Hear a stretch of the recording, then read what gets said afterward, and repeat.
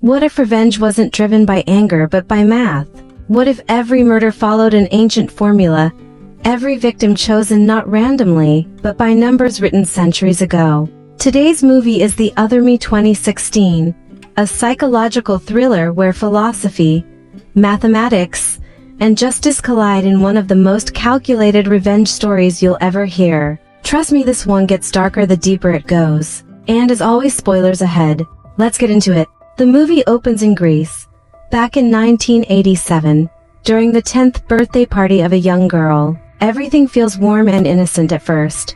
Her grandfather gives her a pendant featuring an ancient philosopher and places it around her neck. Then, he hands her a second identical pendant. He tells her to give this one to the person she loves the most. The girl happily agrees, unaware that this small moment will shape everything that comes next. We jump forward to 2007. A woman named Cleo is celebrating her birthday at a club with her best friend Denai and their boyfriends. During a bathroom break, we notice something important. Cleo is wearing that same philosopher pendant. After dancing and having fun, Cleo's boyfriend, Manthos, insists they leave early because he has something important to tell her. They ride away together on a motorcycle, stop along a quiet road, and Manthos proposes. Cleo is overwhelmed with joy and accepts immediately. And then, everything cuts away. The story jumps to New Year's Eve, 2015. We meet Dimitris Linus, a criminology professor lecturing about criminal psychology.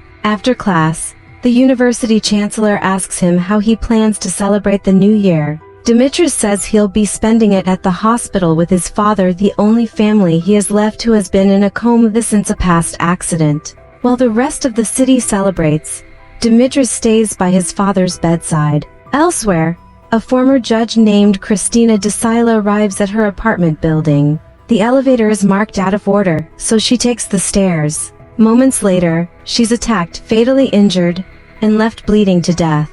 The killer calmly removes the elevator sign and disappears. The next morning, Dimitris hears on the radio that Christina was found dead. Police rule it an accident, saying she slipped on the stairs. But that's only the beginning. Late one night, Dr. Alexis Pappas is working alone in his office. A noise startles him, but when he checks, nothing seems wrong. What he doesn't know is that someone has already slipped inside. Suddenly, the attacker stabs his hand and slashes his throat. Before leaving, the killer writes a quote on the floor using the doctor's blood. The next morning, Dimitris gets a call from the chancellor. A doctor has been brutally murdered, and the deputy commander of homicide wants Dimitris' help.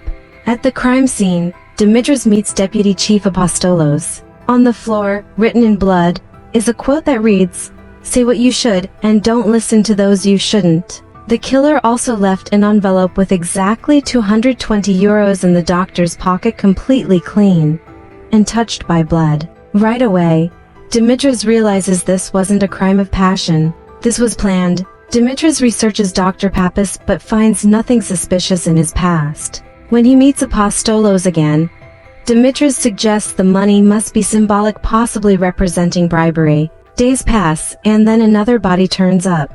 A hotel cleaner enters a room and finds a lawyer named Demosthenes dead on the bed. His tongue has been cut out, and another ancient quote is written on the wall. "He buries gold who hides the truth." Medical examination reveals the killer anesthetized the victim before killing him, showing deep knowledge of anatomy and medicine. Once again, the room number is 220. Now Dimitris knows this isn't coincidence. Apostolos recalls another case involving an ancient Greek quota classics graduate named George Efthymiou, who supposedly committed suicide. When Dimitris reviews the photos, he notices a quote reading, "All are destined to die." George's watch stopped at exactly 2:20. That's when Dimitris realizes the truth. George wasn't a suicide, he was another victim. As the investigation continues, Dimitris' father suffers a massive stroke. Doctors say he'll never recover and suggest removing life support. Dimitris refuses. Meanwhile, Apostolos learns that Dimitris' father was once the victim of a hit-and-run accident where the driver was never caught. That detail matters more than anyone realizes. Dimitris uncovers a massive revelation. All the victims, Christina, Demosthenes, Dr. Pappas, and George, were connected to a single case from 2007. a hit-and-run accident involving Cleo and her boyfriend Manthos. The driver was Tony Marnalis, son of a powerful industrialist. Cleo died instantly. Manthos survived, but was left permanently disabled. At trial, everything was manipulated. Demosthenes defended Marnalis. Dr. Pappas falsified medical reports. Christina was the judge. George was the false eyewitness. Tony Marnalis walked free.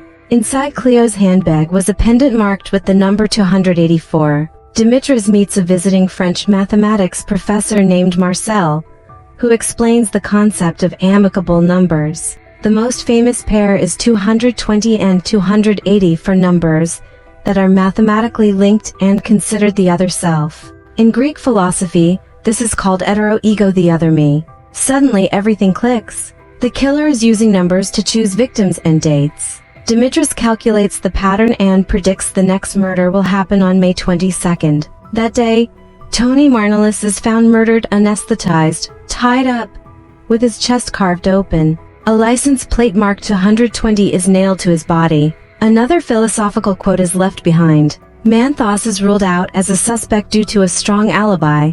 And then Dimitris remembers something crucial. Cleo was studying to become an anesthesiologist. At Cleo's grave, Dimitris finds the 2-8 for pendant and another quote. Realizing someone else left it, he returns that night and waits. A hooded figure arrives, places a pendant marked 220 on the grave, and removes their hood. It's Denai, Cleo's best friend, the girl from 1987. Denai confesses everything. Her grandfather was a mathematician who taught her about amicable numbers and gave her the 2 pendants. She gave one to Cleo, her other self. When Cleo was taken from her, Denai decided to punish everyone responsible. She feels no regret.